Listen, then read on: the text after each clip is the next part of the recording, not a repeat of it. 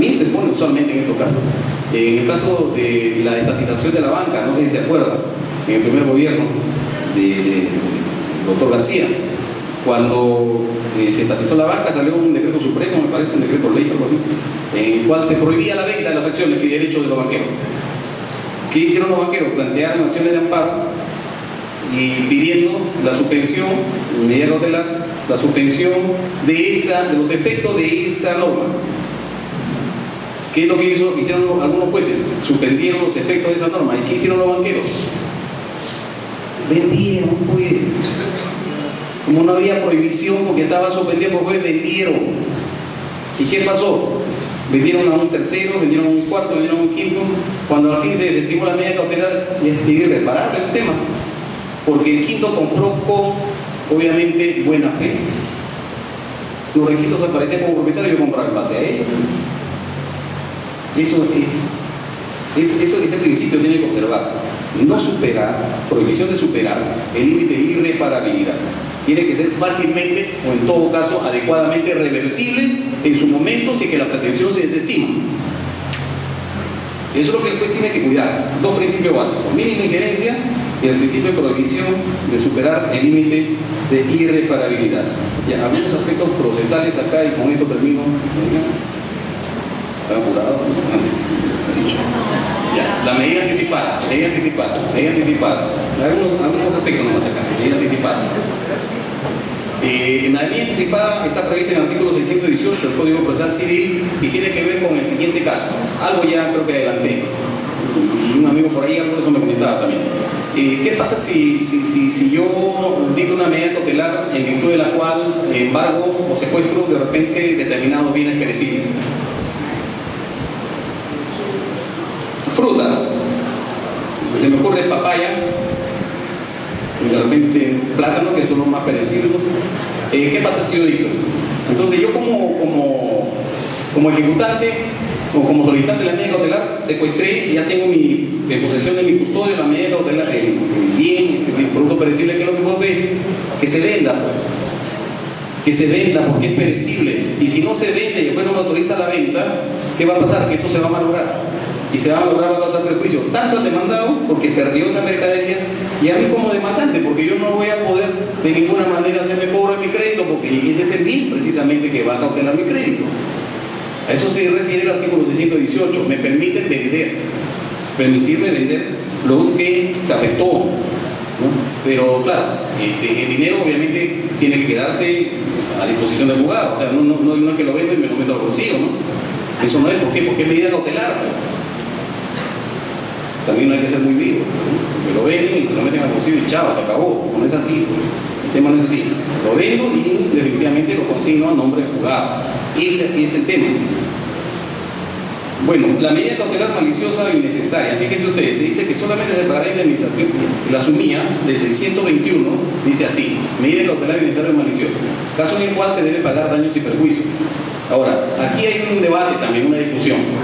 La responsabilidad en materia cautelar o por la ejecución o afectación de derechos por la ejecución de la medida cautelar, esa responsabilidad, ¿es de tipo objetiva o subjetiva? ¿Se necesita o se precisa de dolo o culpa para disponer el pago de una indemnización o no? Bueno, el 621 habla de medida cautelar innecesaria o maliciosa. Si el asumí habla de maliciosa, entonces estamos hablando de responsabilidad subjetiva. Pero en el texto del artículo más bien nos parecería que es responsabilidad objetiva. Bueno, pero ¿cuándo estamos ante una medida innecesaria?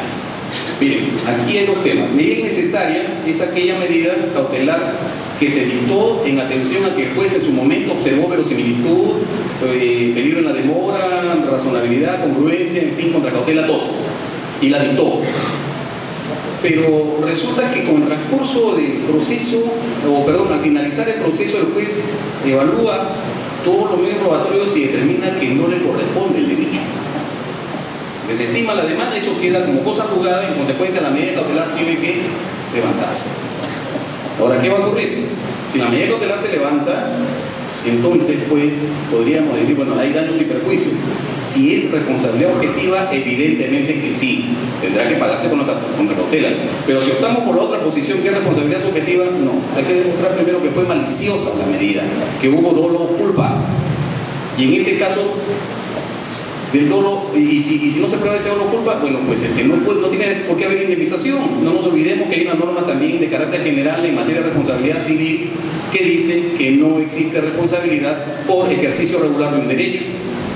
Y demandar o interponer una pretensión es ejercicio regular de un derecho. En consecuencia, el tema pasa por determinar eso.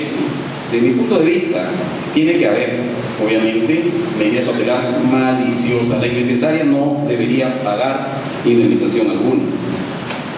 El 623 nos habla de la afectación del bien tercero, que esto lo conocen ustedes ampliamente, lo maneja muy bien el foro local, no me cabe la menor duda porque he visto muchos casos de esto, la famosa desafectación.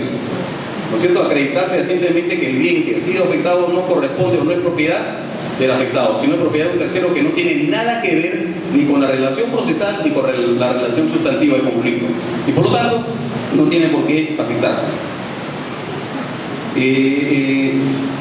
Bueno, la medida cautelar, ¿cómo se...? Este tema sí me parece de repente interesante. Reproposición de la medida cautelar. ¿Qué va a ocurrir?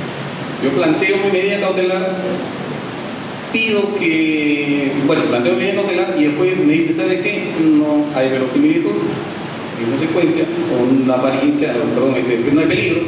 Hay verosimilitud, pero no hay peligro, por lo tanto no tenemos la medida cautelar. Porque tiene que ser concurrente los requisitos presupuestos. No tenemos la medida cautelar.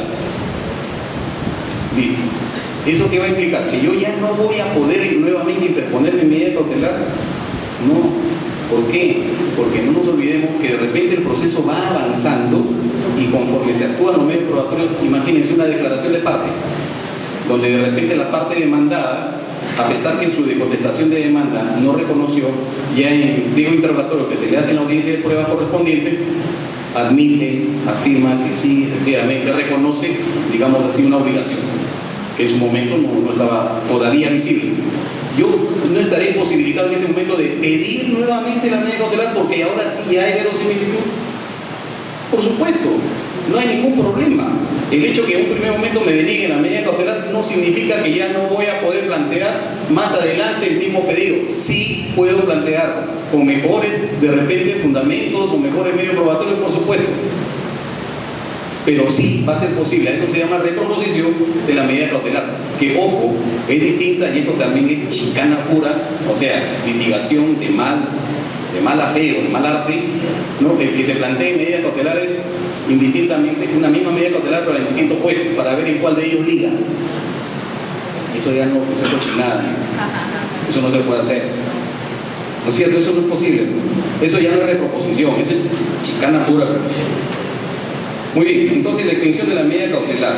¿Cuándo se extingue la medida cautelar? Dos casos. Cuando el proceso concluye. Cuando el proceso concluye, puede concluir con una decisión o estimatoria o denegatoria. Cuando es estimatoria, obviamente estamos hablando de una decisión que ampara la demanda.